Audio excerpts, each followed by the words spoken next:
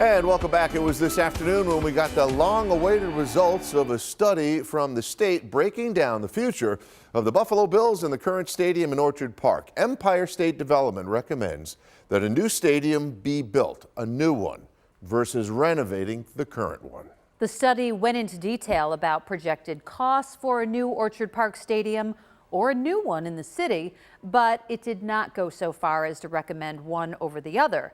And we have that full report up now on WGRZ.com. But right now we want to take a special look at what could go into a possible downtown stadium. 2 On Side's Michael Wooten has this special report. What's now known as Highmark Stadium is approaching 50 years old. It's almost certain to be replaced. But where to build the new home of the Bills? Western New York is divided. Put it near the existing stadium or move into the city. We've heard a lot from Team Pagula, which prefers Orchard Park. Now the other side. We want to move the Bills to Buffalo. Ben Siegel is co-founder of the Bills in Buffalo Group. He's an architect and principal at BMS Design Studio and put together some renderings just to show the community the possibility of a downtown stadium. It was a way for us to get out a visual that people could actually see a stadium, the possibility, and it's not just some pie in the sky. It's a visceral thing you can look at, you can experience, you can think about. And now his group has taken it a step further with a scientific analysis comparing where the Bills want a new stadium in Orchard Park, 35-acre site, with his group's proposed site just south of the 190 near downtown. First up, the land. Critics have said it would cost a lot of money to buy up the property to build a city stadium. Ben says 90% of it is already government owned. Just like the adjacent parking lots in Orchard Park are owned by the county, this is owned by Buffalo Municipal Housing Authority, so pretty much the city of Buffalo. What about infrastructure in that area? Critics of the site near downtown say one of the biggest added costs would be moving the 190, arguing it's too close to this proposed site.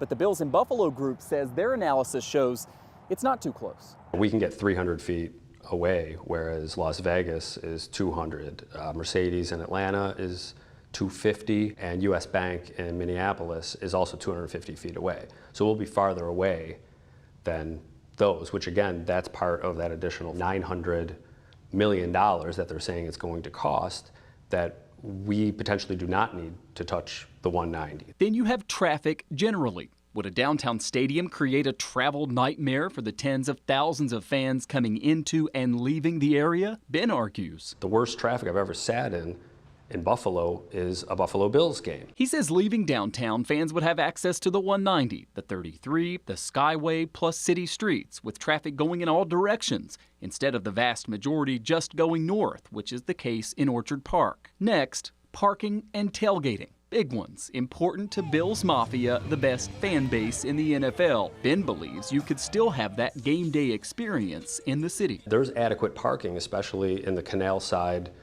cobblestone area that is 1.6 million gross square feet, which is the exact same size as the largest lot across Abbott Road, where the majority of tailgating goes on. He acknowledges downtown would require different tailgating zones in different neighborhoods. It's somewhat more dispersed, but we've shown that gross square footage, they're nearly identical. Ben says the biggest advantage to downtown is economic development related to a new stadium, something you wouldn't get in Orchard Park. The better a downtown typically does, the better the suburbs do, because you're creating more and more jobs, more places to go. You're getting more tourism and more money coming into the economy because you have a vibrant downtown. He points to successful stadiums in downtown Detroit, Pittsburgh, Baltimore, comparable cities that were part of his analysis, plus Cleveland, where a massive development project in the hundreds of millions of dollars is now planned around the stadium. He says the same could happen here. Let's think about this as a destination, an area that can be activated 365 days a year. But Ben acknowledges this is a touchy topic. A lot of people want a new stadium in Orchard Park.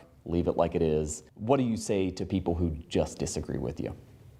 I understand. I really do. And I think people just aren't used to change. They think everything's going to be different. It's the people of Buffalo that make the tailgate, the stadium experience, everything so wonderful. It's not some sacred concrete that they're standing on. So all those great times that we've had are just going to move down the street 8 miles. His Bills in Buffalo group is growing. You'll see more and more yard signs, there's an online petition, and even a billboard. The goal is to at least start the conversation, because Ben says what's best for the Pagulas and the NFL isn't necessarily what's best for this region and the taxpayers who will fund this. We do need to put pressure on the Buffalo Bills to let us know why they're choosing to spend our money in a certain way. I think we have a right to do that, especially when, again, most of it is our money that's going into this. So we prepped this story, and then a couple of hours ago found out that New York State released its report on the stadium, including a look at Orchard Park versus downtown that released on Election Day, right? Well, organizers of the Bills in Buffalo group believe that the state study that again just came out helps their case because it shows downtown wouldn't be $1 billion more, as Pagula Sports and Entertainment has claimed. It would be maybe half of that, maybe less. We did reach out to PSE for this story. We were told that they had no comment. And Scott, I think it's really important. Yeah. I was just saying, half the people watching this right now are like, yes, put it downtown. And half the people are like, why are you even talking about this? Leave it in Orchard Park. People are very divided. They're passionate. But it is a conversation that's going to continue in the coming weeks. And I think a decision relatively soon. Nothing like an election eve news drop on something like this. But quickly, who is the big gorilla here? Who is really going to make this final decision where it goes? Well, you've got all these different players. The Bills and what they want is going to matter. There's no doubt. All right, Michael Wooten, great report, Michael. Thanks. Thank you. Mary?